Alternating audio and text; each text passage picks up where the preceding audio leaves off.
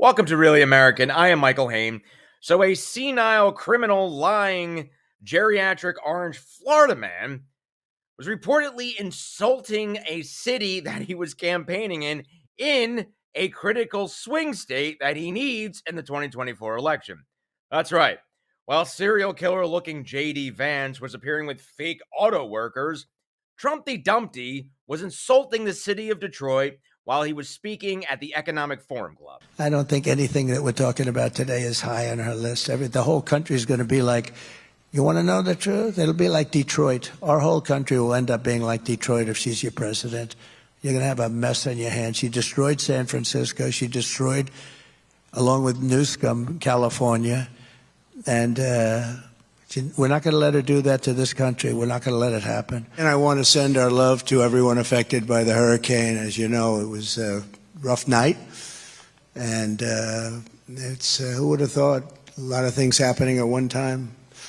But that's just ripped through Florida and also the people of North Carolina, Georgia, Alabama, South Carolina, Florida again, and Tennessee for what they went through with Hurricane Helene. We had quite a combination. I'd like to congratulate governors of Florida, Ron DeSantis, Governor Brian Kemp of Georgia and South Carolina, Henry McMaster. They were really hit hard, and they've done really a fantastic job. The federal government, on the other hand, has not done what you're supposed to be doing, in particular with respect to North Carolina. They've let those people suffer unjustly. And we're praying for all of those who lost a house or, much more importantly, a precious loved one. And there were many, actually many in Georgia and North Carolina. Florida will rebuild and come back strong. It always does. I look forward to returning very soon. We'll be there very soon. And if Kamala wins, the country's going to look fine, but I'm going to be in prison. That's funny because, if Kamala wins, I think the country is going to remain the world's highest economy. Just had a stellar jobs report, continuing GDP growth. Maybe more Americans will not only continue having access to their health care, but more Americans might actually start experiencing single-payer health care, so America can actually look like the civilized world in Europe. But congratulations on once again proving why you have dementia, because you just insulted a very city you are campaigning in. And Detroit Mayor Mike Duggan was quick to go after Trumpy Dumpty when he said, Detroit just hosted the largest NFL draft in history. The Tigers are back in the playoffs. The Lions are headed to the Super Bowl. Crime is down and our population is growing. Lots of cities should be like Detroit. The best part here is, and we did it all without Trump's help. And Michigan Governor Gretchen Whitmer, who was actually a consideration for Kamala's vice presidential nominee, who's been a strident Trumpy Dumpty critic, in fact, so much so that Trumpy Dumpty's ultra MAGA deplorables hatched a failed kidnapping attempt. She tweets, Detroit is the epitome of grit, defined by winners willing to get their hands dirty to build up their city and create their communities.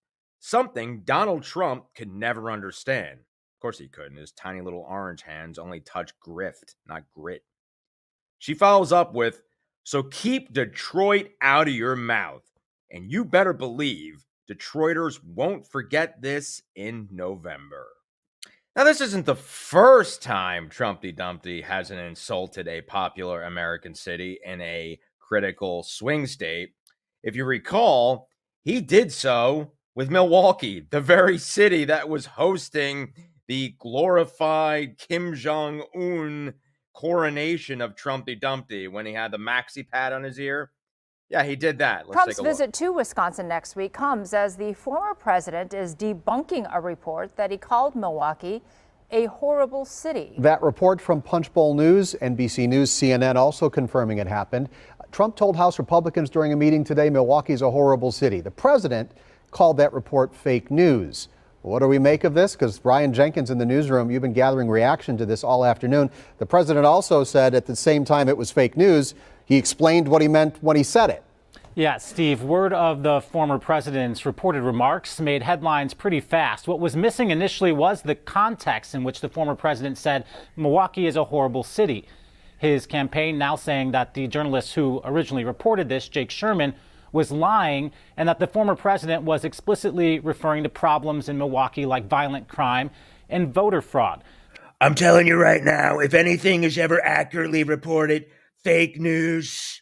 If anything is ever mean to Trump, fake news.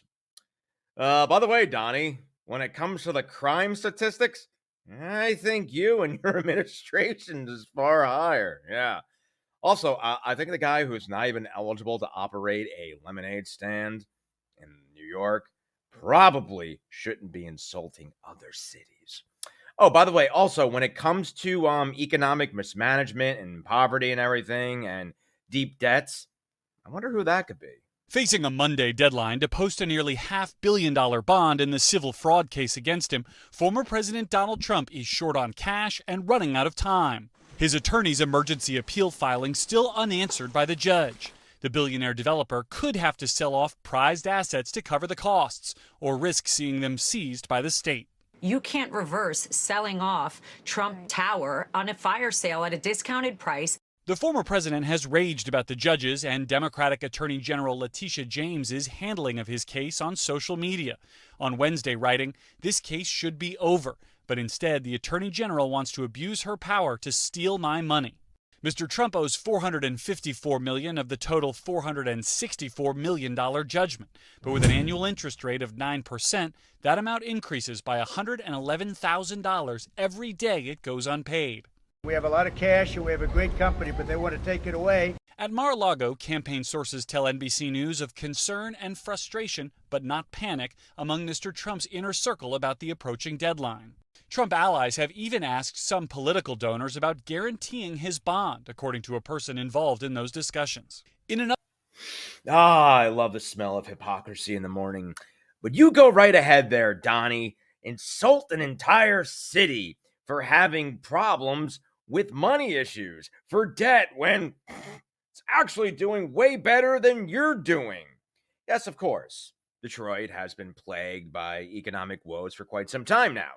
But in fact, I believe it was actually President Barack Obama who put forth that auto rescue plant that saved GM and therefore saved thousands and thousands of jobs. But go right ahead, Trumpy Dumpty. You never admit to any of your problems and your great many money issues and apparently your crimes now.